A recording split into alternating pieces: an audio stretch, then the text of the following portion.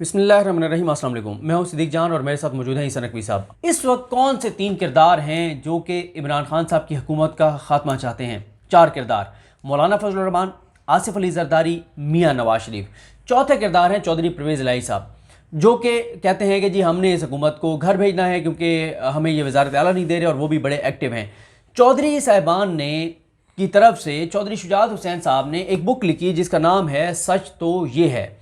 इसमें उन्होंने अपनी बुक के पेज नंबर 322 पर एक ऐसी चीज़ लिखी है जो कि इस मौजूदा हालात में भी बहुत रेलिवेंट है।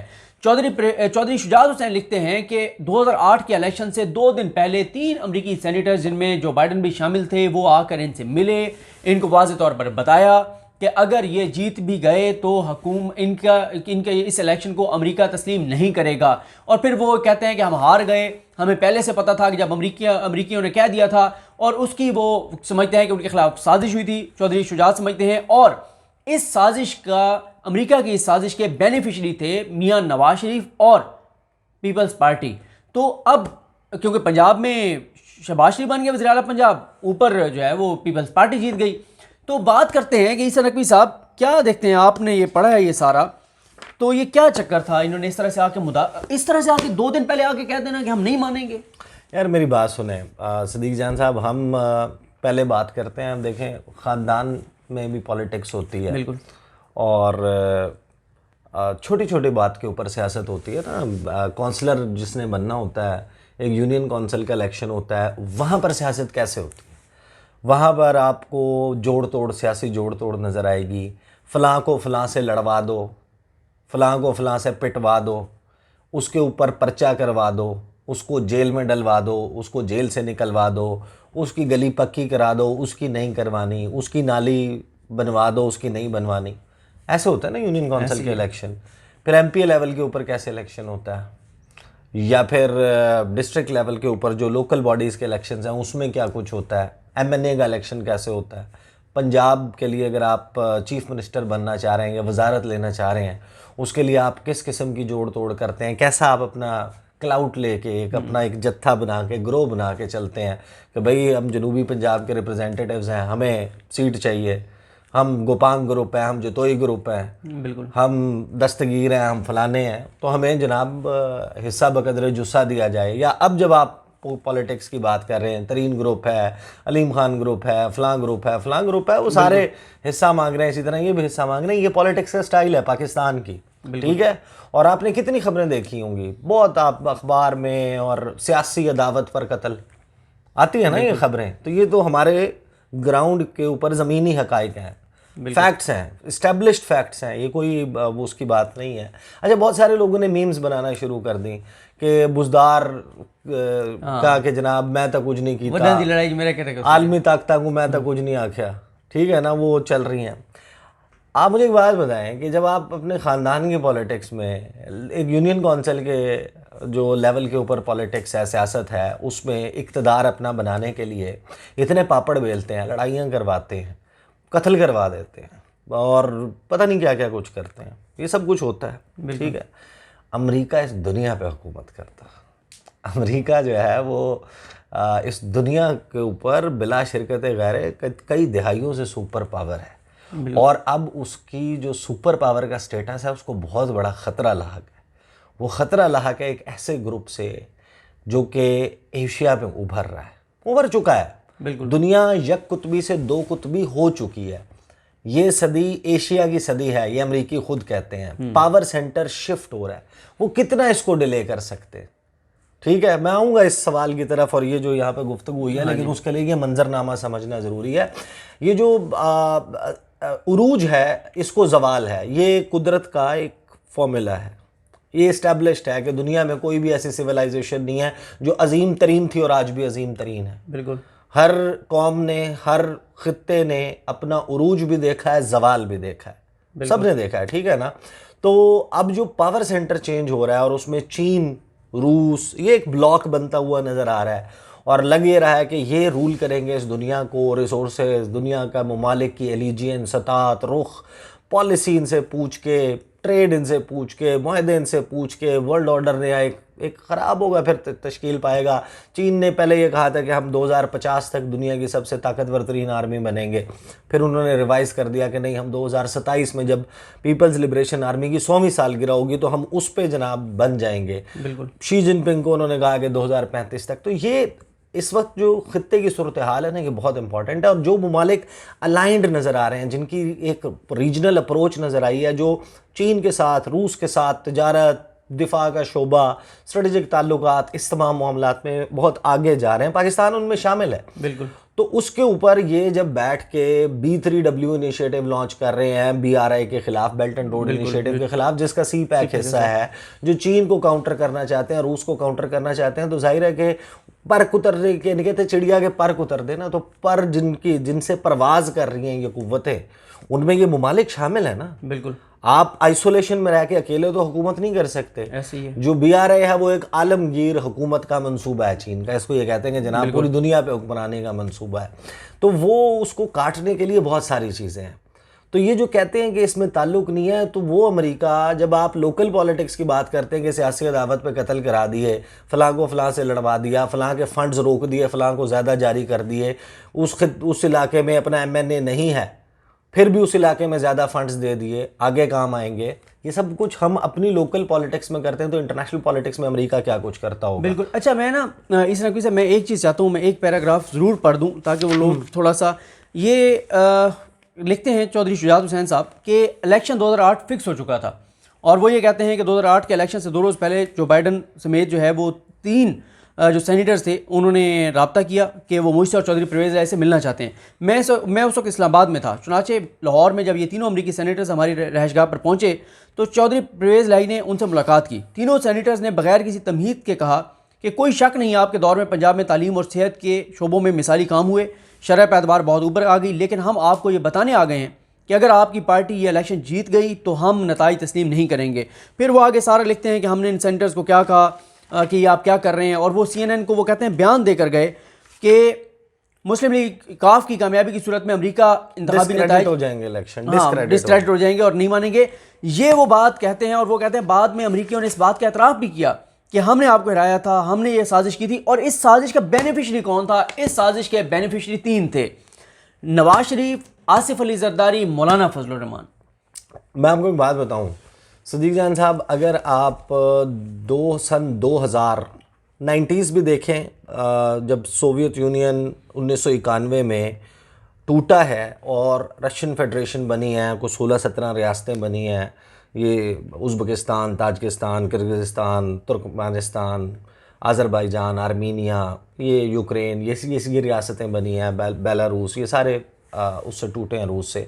उसके बाद एक थोड़ा सा ठहराव आया, एक थोड़ा सा डिफरेंट किस्म की पॉलिटिक्स आई, और फिर सन 2000 से ऑनवर्ड जो अमेरिका अफ़गानिस्तान में आकर बैठा है, आपको लगता है कि जो पाकिस्तान का हमसाया मुल्क है, जिससे उन्होंने airlines of communication, ground lines of communication लेनी है, अफ़गानिस्तान तक एक्सेस लेना है, और वो मुल्क जो पोटेंशली चीन के साथ अलाइंड हो रहा है। चाइना के हवाले से मैं आपको बता सकता हूँ, तमाम पार्टीज़ यूनानिमस हैं, तमाम पाकिस्तान में एक पॉलिटिकल सोच पाई जाती है कि ताल्लुक़ बेहतर होना चाहिए, लेकिन अपनी अपनी तरीक़ाकार है और अपना अपना एक वो डिफरेंट अप्रोच है। इमरान खान की अप्रोच बहुत डिफरेंट है चाइना के हवाले से। उन्होंने तो अभी जो रशिया टुडे को इंटरव्यू दिया था, उन्होंने कहा था कि मेरे जो क्रिकेटिंग करियर की महराज थी वो ये थी कि मैंने वर्ल्ड कप उठा लिया, और अगर मैं पॉलिटिकल करियर की महराज का, जब उसने कहा सवाल किया कि क्या अचीव करना चाहते हैं, उन्होंने कहा I want to emulate China, कि चीन जिस तरीके से अपने मुल्क को पॉवर्टी से बाहर लेकर आया है, तो मैं जो है वो मेरी भी काम पे टांग गई है मैंने लड़खड़ा गया, प्रॉपर्टी नहीं पॉवर्टी से बाहर लेकर आया। आपको नींद आई है कल तो से जागने? हाँ बिल्कुल, तो वो पॉवर्टी से जिस तरह बाहर लाया, तो मैं ये करना चाहता हूँ। तो देखें, जब अमेरिका अफ़गानिस्तान में आकर बैठ गया, तो यहाँ पर जो पाकिस्तान की पॉलिटिक्स है ना, उसके ऊपर अमेरिका, अगर किसी को लगता है ना कि इन्फ्लुएंस नहीं कर रहा था, और अमेरिका यहाँ पर रजीम चेंज के लिए और उसमें जोड़ तोड़ में उसके बैक एंड के ऊपर अमेरिका नहीं था, उसको फिर ऐसा करना चाहिए कि वो तारीख़ का मुताला करे, वो बैनुल-अक़वामी ताल्लुकात का मुताला करे, वो स्टडी करे, उसके बाद वो देखे कि क्यूबा में जो बे ऑफ पिग्स इन्वेजन थी 1961 की, वो क्या थी, वो देखे कि जो 53-54 में ईरान में जो कू हुआ था वो कैसे हुआ था, इंडोनेशिया में जो उनका पॉपुलर लीडर था सुकार्नो और सुहार्तो, जनरल सुहार्तो से किस तरीके से तख्ता उल्टवाया था। अमेरिका ने अपनी हिस्ट्री में इटली में मोसोलिनी वाला मामला क्या था, ची गुवेरा वाला मामला क्या था, एडोल्फ हिटलर के साथ क्या किया था, फिलीपीन में, जापान में, दुनिया के ममालिक के नाम उठाएं आप, आपको पता चलेगा कि जो CIA है वो खुफिया और खुलेआम और खुफिया दोनों तरीक़ों से ऑपरेशंस करती रही है। उसके ओवर्ट एंड कोवर्ट ऑपरेशन से इस दुनिया में हुकूमतें बनती बिगड़ती रही हैं। ऐसे ही तो नहीं आप पूरी दुनिया पे हुकूमत कर रहे। अगर आप इस दुनिया में जो पपेट रेजीम्स नहीं बिठा सकते, अगर आप फिर उनसे वो पॉलिसीज़ कि जिससे वो मुल्क हमारे उन इदारों के चुंगल में जकड़े जाएं, और उस पॉलिसी के वो जो एक नेट होता है ना, जिस तरह वो एक मक्खी जो है वो जाके एक मकड़ी के जाल में फंसती है और किस तरीके से उसको शिकार किया जाता है, वो इसका एक बड़े बड़े प्रोसेसेस हैं। इस एक वीडियो में आपको समझाने वो एक्सप्लेन, मैं उस डिटेल में जाना नहीं चाहता। लेकिन अमेरिका ने जो ये सब कुछ किया है, जो अरब स्प्रिंग है, आप मुझे एक बात बताएं, मैं वाशिंगटन में था और एक थिंक टैंक में हमारी जो अमेरिकन पॉलिसी मेकर्स हैं उनके साथ मुलाकात थी। वहाँ पर मैंने उनसे एक क्वेश्चन किया था, 2011 की बात है, जुलाई का महीना था, अगस्त का महीना था, वहाँ पर वाशिंगटन में। तो उस वक्त अरब स्प्रिंग चल रहा था और अमेरिका का मौक़िफ़ था, ट्यूनिस के हवाले से था, मिस्र के हवाले से था, लिबिया के हवाले से था, इन तमाम ममालिक जहाँ जहाँ पर उस वक्त बिल्कुल प्रोटेस्ट चल रहे थे।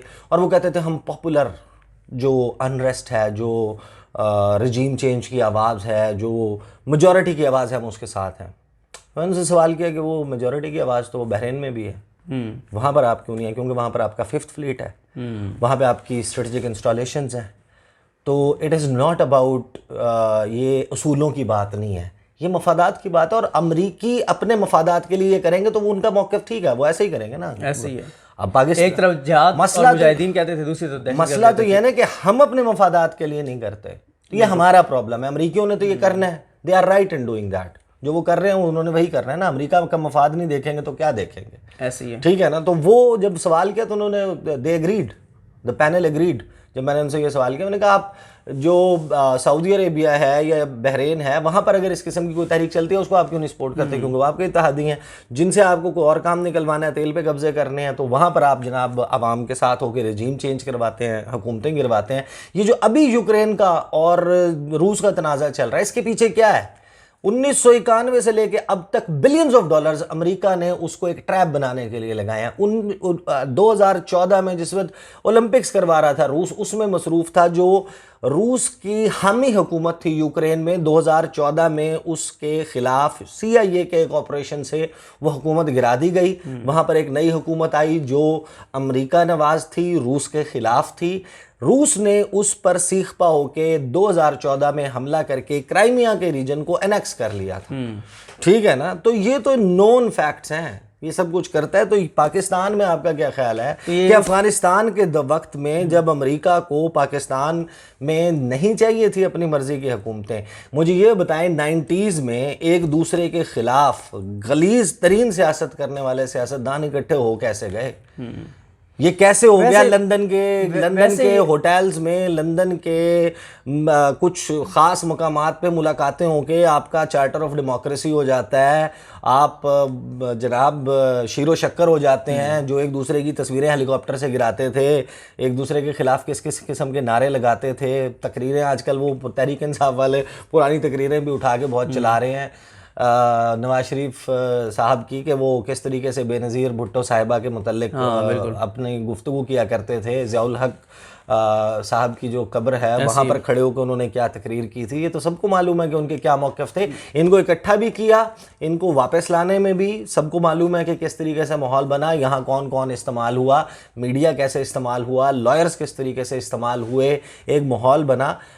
परवेज़ मुशर्रफ के आने में भी कोई बहुत सारे अवामिल अमेरिका की आशीर्वाद और वो शामिल थे, ऐसे तो नहीं चल सकता ना। पाकिस्तान को तो वो सैटेलाइट स्टेट के तौर पे डील करते हैं, उसके जाने में भी, नई हुकूमत आने में भी, ये सारे मामलात में अमेरिका बैक सीट के ऊपर बैठा डायरेक्टर की तरह ये सब कुछ रोल प्ले कर रहा होता है। जिन लोगों को लगता है ना कि ये बातें झूठी, उनको चाहिए कि यार स्टडी करें थोड़ा सा ना, उनको पता चले कि ये बुजदार वाले मामले पे मीम्स बनाना और बात है, लेकिन अमेरिका दरअसल इस दुनिया की पॉलिटिक्स को डील करता है। बिल्कुल ठीक है। हमने असल में जो आपके सामने चीज़ रखना चाहते थे बड़ी तफसील के साथ ईसा नकवी साहब ने पिछली और इस वीडियो में बताया किस तरह से अमेरिका मुदाखलत करता है हुकूमतें बनवाने और गिराने में।